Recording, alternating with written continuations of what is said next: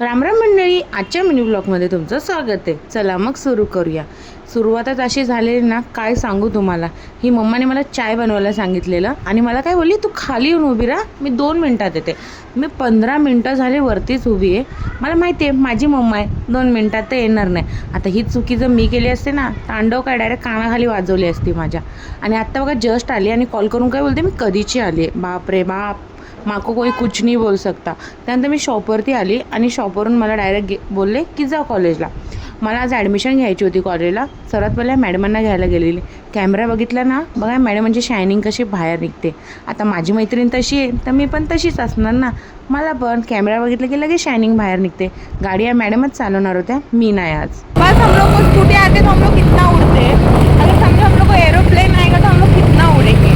वो एरोप्लेन के साथ ही हमारे बाप को एरोप्लेन भी लेना पड़ेगा. हाँ भाई, बड़े बड़े शौक. असे आमचे थोडेफार नखरे चाललेलेच असतात. त्यानंतर मी कॉलेजला पोचली आणि फॉर्म वगैरे फिलअप केला. फॉर्म भरल्यानंतर आम्ही ना निघालो कल्याणला, कारण की माझा एक फ्रेंड होता, त्याचे कपडे कलेक्ट करायचे होते आम्हाला शॉपवरून. मग त्याचे कपडे घेतले. बापरे बाप, एकतर एवढी गरमी आणि हा ट्रॉफिक, दोन्ही साईडनं ट्रॉफिक भरलेली होती. त्यानंतर घरी आलो, संध्याकाळी शॉप ओपन केला, शॉपवरती बसली.